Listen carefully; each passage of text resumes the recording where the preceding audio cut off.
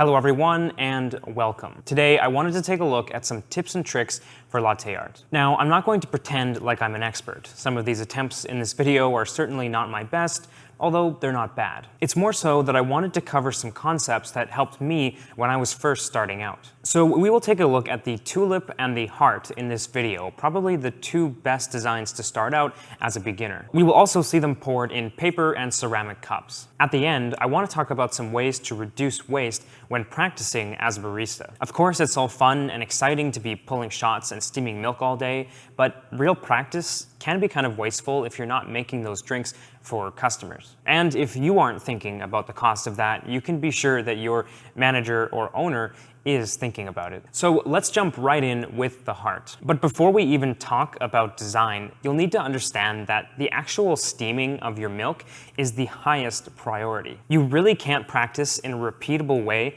that focuses solely on your art if your milk is not consistent. It should be glossy and shiny, kind of like wet paint. And it should be well integrated and mixed. And you should take care to use it as soon as you can and not let it sit around and separate. This really does deserve a video all on its own, and I might do one of these days, but there's a lot of resources out there for milk steaming and a lot of videos already out there. So I highly recommend checking those out.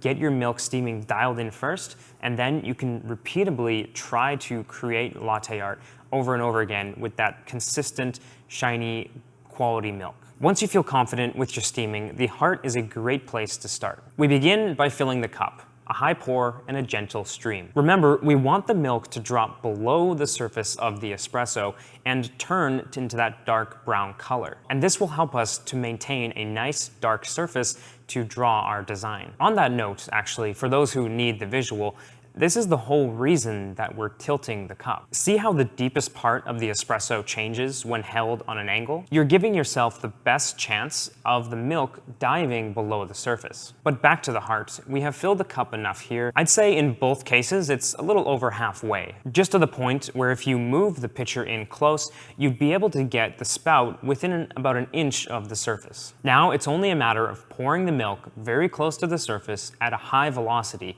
starting at about a third of the cup. As you pour, you rotate both the pitcher and the cup, and this is just to keep it from overflowing. As the milk goes across the surface, a circular design can begin to develop. And when the cup is almost full, we can finish the heart with the crucial draw-through. This is where we will slow the speed of the pour, lift the pitcher up high, and drag it through the circular design. If done correctly, the draw-through creates a nice tail. If you don't lift it high enough, or if you pour too fast, you will risk dragging the art down below the surface and losing it. An overall tip for the heart would be to try and stay still while drawing it. Adding a little wave can look nice, but while you're starting off and practicing, just get used to creating a nicely shaped heart that is symmetrical and fills most of the cup. Let's move on to the tulip now. Again, we start by filling the cups with a high and gentle pour.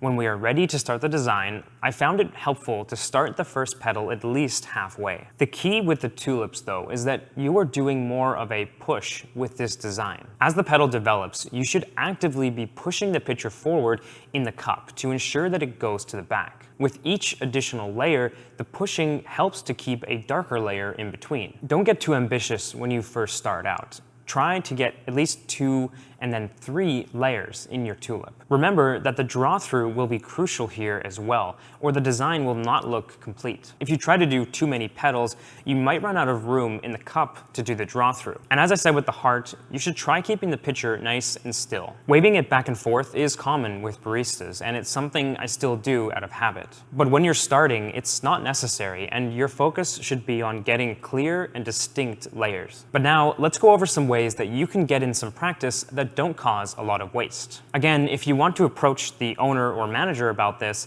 it's probably best that you come up with some ideas on how you're going to cut down on the cost. The first thing you can do is pull longer shots and split it between 2 cups. You don't need a full shot of espresso for every pour you do.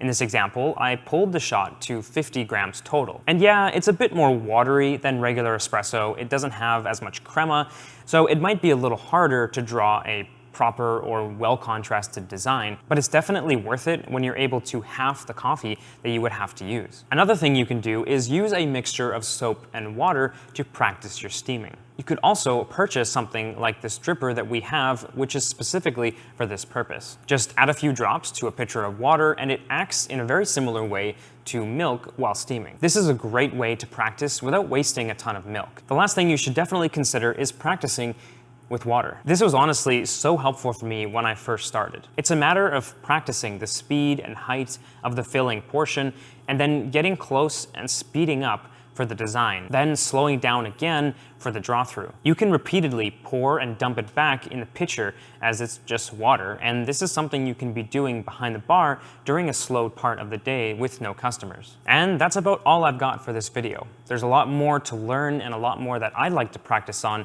but I do hope to make some more videos on latte art in the future. Now it's your turn to go on and practice as much as you can, and I really hope this was helpful to you in giving you some starting points for your designs. Please take a moment to like this video and subscribe, and let me know in the comments, what is your favorite design to make with latte art? I hope you will have a wonderful rest of your day, and I will see you again in the next video.